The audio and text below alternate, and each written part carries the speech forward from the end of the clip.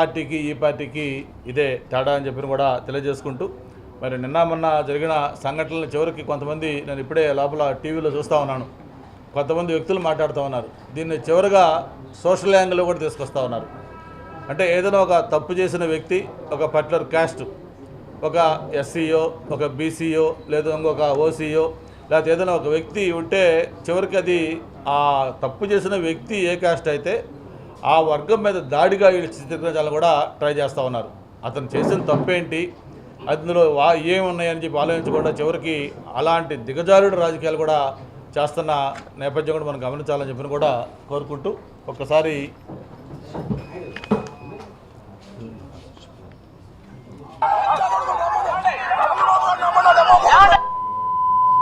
వ్యక్తిని నడి రోడ్డు మీద పెట్టి కాల్చినా కూడా తప్పలేదు అని చెప్పి కూడా అనిపిస్తా ఉంది. అలాంటి వ్యక్తిని ఇచ్చినా కూడా తప్పేమన్నా ఉందని అడుగుతా ఉన్నాను. గట్టిగా కళ్ళు మూసుకుంటే మరో 3 సంవత్సరాలలో చంద్రబాబు నాయుడు ఎగిరిపోతాడు. ముఖ్యమంత్రిగా ఉన్నావు, నీ జీవితానికి బహుశా ఇది ఆఖరి ఎలక్షన్ కావచ్చు. రామకృష్ణ అని అనుకునే ఈ వయసులో కనీసం ఆ మాటలన్నా అనుకుంటే పుణ్యమన్నా వస్తుంది. ఈ మాదిరిగా చేస్తే నరకానికే పోతావు. నా సిగ్గు, నా లజ్జ ఏమీ లేవు. సిగ్గన్నా ఉంటే కొంచెం ఏదన్నా చెప్తే సిగ్గుపడతాడు అనుకోవచ్చు. లజ్జన్నా ఉంటే కనీసం సరే అషేమ్డ్గా ఫీల్ అవుతాడని చెప్పన్నా. అషేమ్డ్గా ఫీల్ అయ్యేది లేదు, సిగ్గు అంతకన్నా లేదు. సో ఎంబారెస్మెంట్ లేదు, అషేమ్డ్గా ఫీల్ అయ్యేది లేదు. ఈరోజు రాష్ట్రంలో పరిస్థితి ఏమిటి అని అంటే డిఐజీ అనేవాడు మాఫియా డాన్. సిగ్గుండాలి, ఎడన పోయి దుంకి సావాలి. వీళ్ళంతా పోయి వాళ్ళు ఇలా అన్నా తప్పే, వాళ్ళు ఇలా అన్నా తప్పే. అదే సినిమా డైలాగ్ రాసుకున్నాడు, డైలాగులు కొడితే కొట్టినాడు. వీళ్ళకి వచ్చే నష్టం ఏంది అంటాను నేను. సినిమాలు ఎందుకు తీస్తున్నారు స్వామి మీరు? ఆపేసేయండి, మూసేయండి. ఈరోజు పాటు నీకు పావులుగా మారిన అధికారులకు ఇద్దరికి వార్నింగ్ ఇస్తా ఉన్నాం. వడ్డీతో సహా మీరంతా చెల్లిస్తారు. అధికారులందరినీ, నాయకులందరినీ కూడా బట్టలు తీసుకుని చెప్పి కూడా ఈ సందర్భంగా తెలియజేస్తా ఉన్నాను. డిఎస్పీ అసలు ఇది ఏం మనిషి అని చెప్పి అర్థం కావడం అసలు. మూర్ఖులకి, సన్నాసులకి ఈ బతుకు కన్నా ఆ చావు 1000 రెట్లు బెటర్ అని చెప్పారు చంద్రబాబు నాయుడు.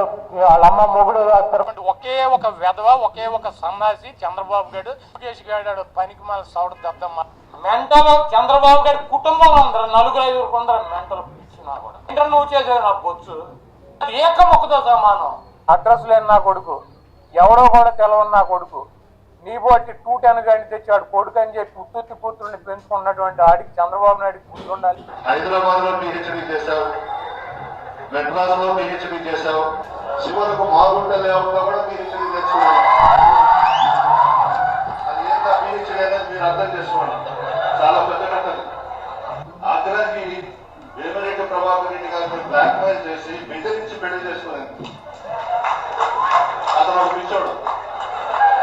ప్రభాకర్ అన్నా, నువ్వు నిజంలో అన్నా చనిపోతావు, బయటన్నా ఎక్కడో దగ్గర నిన్ను లేపేస్తా, జాగ్రత్తగా ఉంది. పిచ్చి కుక్కను కొట్టినట్టు కొట్టేస్తాం, తరిమి కొడతాం. ప్రజాక్షేత్రంలో ప్రజల సమక్షంలో కొట్టేస్తాం. ఏమనుకున్నారా? ఊరుకుంటాం అనుకున్నారా?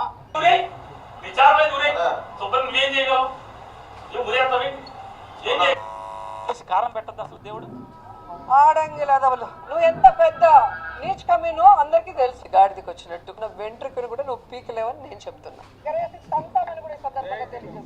పనికి మాలిన వాడిలాగా నువ్వెవడరా, నువ్వెవడు నేను అడుగుతున్నా. పనికి మాలిన వంక పడతాం, బట్టలు ఎవడు తీస్తాం, లాక్స్ వెళ్ళి కొడతాం. నా కొడకల్లర పార్టీ ఆఫీస్ లో వచ్చి నడిపే అమ్మకి ఒక అబ్బకి పుట్టుంటే నా కొడకల్లర ఎవడైనా గానీ, తెలుగుదేశం ఎవడైనా గానీ రా, వాడెంత పెద్దోడైనా గానీ, నేను పెట్టాను ఈ పోస్టులు చెప్పురా బయటికి. అమ్మకి అప్పకి పుట్టుంటే ఇది కొచ్చే నా కొడుకల్లాగా పోస్టులు పెట్టటాలు, ఇంట్లో ఆడవాళ్ళ మీద పెట్టటాలు. ఏం మొగోళ్ళరా మీరు? ఏం మొగోళ్ళు అంట మీరు? లంజత్వానికి పాల్పడలేదా? లంజత్వానికి పాల్పడలేదా? లాంటి తొంగ వచ్చే కొడుకులు అసలే బసలే, లాంటి తొంగ వచ్చే కొడుకులు అసలే బసలే. అంటే ఇవన్నీ కేవలం కొన్ని మచ్చుతునకలు, కొన్ని ఎగ్జాంపుల్సే. ఆ పార్టీలో ముఖ్యమంత్రి లేదు, మంత్రులు లేదు, స్పోక్స్ పర్సన్స్ లేరు, ఆడ లేదు, మగ లేదు. ప్రతి ఒక్కరు కూడా టాప్ టు బాటం అందరూ కూడా అదే వైఖరిలో ఉన్నారు.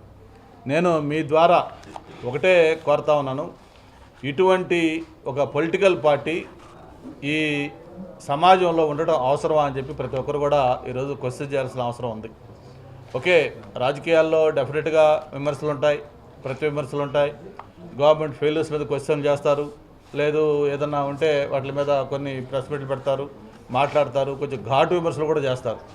కానీ వ్యక్తిగతంగా ఒక అమ్మ అబ్బాలకు సంబంధించి లేకపోతే ఆ లకారాలు ఇవన్నీ కూడా చూస్తూ ఉంటే ఈ పొలిటికల్ పార్టీ ఏదైతే ఉందో దీన్ని అసలు పూర్తిగా బ్యాన్ చేస్తే తప్ప ఇటువంటి వాటికి పరిష్కారం లేదని చెప్పిన కూడా తెలియజేసుకుంటూ నేను ఎలక్షన్ కమిషన్కి కూడా ఒక లెటర్ రాయాలనుకుంటున్నాను. ఎందుకంటే మీకు ఏదైతే చూపించానో ఇప్పుడు ఈ వీడియోలన్నీ ఇవన్నీ ఎన్క్లోజ్ చేస్తూ ఈ పార్టీ స్టార్టింగ్ నుంచి ముఖ్యమంత్రి జగన్మోహన్ రెడ్డిగా ఉన్నప్పుడు ఎలా ఉండింది, ఆయన అపోజిషన్లో ఉన్నప్పుడు ఎలా ఉన్నాడు, పార్టీ పెట్టినప్పుడు నుంచి ఎలా మాట్లాడారు, ఇవన్నీ కూడా మొత్తం ఒక డాక్యుమెంట్ చేసి దాన్ని మొత్తాన్ని కూడా ఎలక్షన్ కమిషన్కి పంపించాలనుకుంటున్నాం.